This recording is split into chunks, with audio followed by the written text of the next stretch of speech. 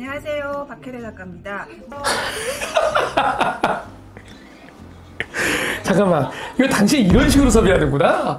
아니, 이 사람 내가 아는 사람이잖아, 이 사람은. 사연을 보세요. 어디로 건너뛸지 몰랐어. 늙었죠? 나이 들어 보이더라고. 내가 그랬잖아요.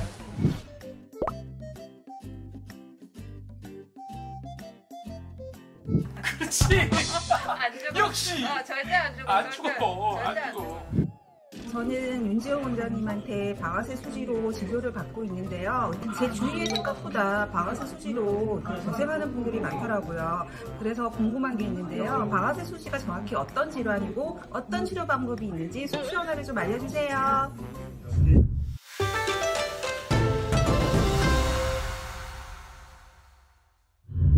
예, 확실히 방송을 많이 하던 사람이고 작가 출신이라 그래도 건강 작가잖아요. 그래서 단어 선택도 벌써 손가락에 방아쇠 수지가 있다는데 어떻게 해야 돼요? 뭐 이렇게 안 하고 어떤 질환이고 어떻게 되는지를 속 시원하게 말해달라고 하네.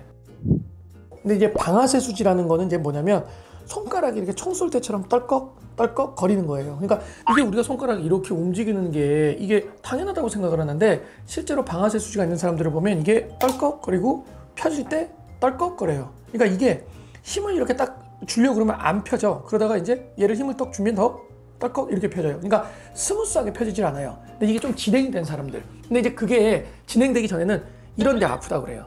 이런데 이상하게 손가락이 있는데 여기가 그렇게 아프다 그래. 그러다가 이제 떨컥거리기 시작하고 이제 떨컥거리다가 이제 힘을 줘도 안 펴져 손가락이. 특히 이제 뭐 하루 종일 안 펴지는 사람보다는 아침에 이게 안 펴져요. 그러다가 이제 아침에는 얘를 이렇게 펴야 되는 상황이 벌어지기도 해요.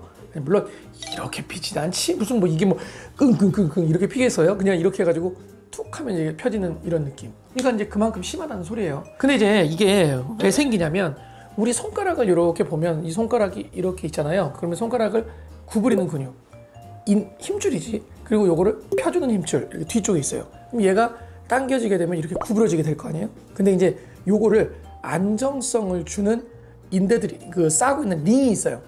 A1, 그 다음에 뭐 A2, A3 뭐 이런 식으로 쭉 활차라고 해요. 활차. 그게 있는데 그 링이 있으면 그 링을 인대가 이렇게 지나가요. 힘줄이 이렇게 지나가게 되는데 이게 널널하게 왔다 갔다 지나가야 되는데 얘가 염증이 생겨서 꽉 좁아들면 얘가 걸려 안 빠지는 거예요. 그래서 힘을 주면 덜컥 빠지고 힘을 주면 덜컥 빠지고 이러는 거예요. 그러니까 손가락이 이렇게 있다가 펴주려고 그러면 안 펴지다가 이렇게 덜컥 할 때 움직이는 거예요. 여기에서 염증이 주로 생기기 때문에 여기 A1이라는 부분에서 염증이 생기니까 주로 여기를 아파해.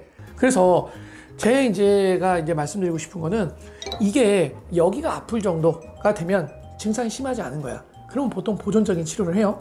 그리고 덜컥거리는 경우에는 이걸 참 수술을 덜컥거리면 무조건 수술해야 된다고 그래. 간단하니까 요만큼 째가지고 터버리면 되는데 은근히 불편한 게 오래 가요. 수술하고 난 다음에. 근데 좋아지긴 해.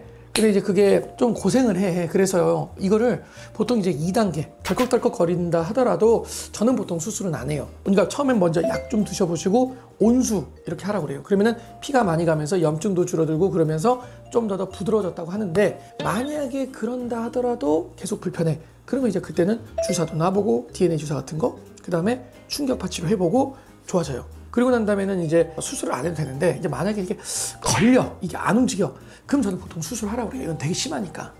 근데 이게 조금 제가 생각이 바뀌었던 게 한 2달, 3달 전에 어떤 젊은 남자분인데 이게 안 펴져요. 이렇게 그냥 이렇게 해야 돼 항상. 아침에도 심해요. 근데 이렇게 해야 되는데 제가 아이고 수술하시죠 이렇게 보통 얘기를 했어요. 그냥 그 정도면 수술하시는 게 맞다고 했는데 죽어도 수술이 싫다는 거야. 당연히 수술 좋아하는 사람은 어디 있어요. 싫다고 그래가지고 그러면 좋아지지 않을 텐데 한번 충격파를 한번 해보실래요? 그래가지고 4주 충격파를 했는데 너무 좋아진 거야. 그래서 제가 좀 생각이 바뀌었어요. 그래서 지금은 그냥 한번 치료를 해보시고 그 다음에 수술을 결정하세요 라고 보통 얘기를 해요. 병 자체는 간단하지만 은근히 고생을 한다. 그리고 이 병이 내가 왔다 여기가 좀 불편하다 좀 걸리는 느낌이 든다 그러면 먼저 뜨근뜨근한 물에 손 담그고 약을 먼저 먹어봐라. 그런데도 불편하다 그러면 그때는 병원에 가서 주사를 맞던가 충격파를 해봐라. 그렇게 한번 해보시면 될 것 같아요.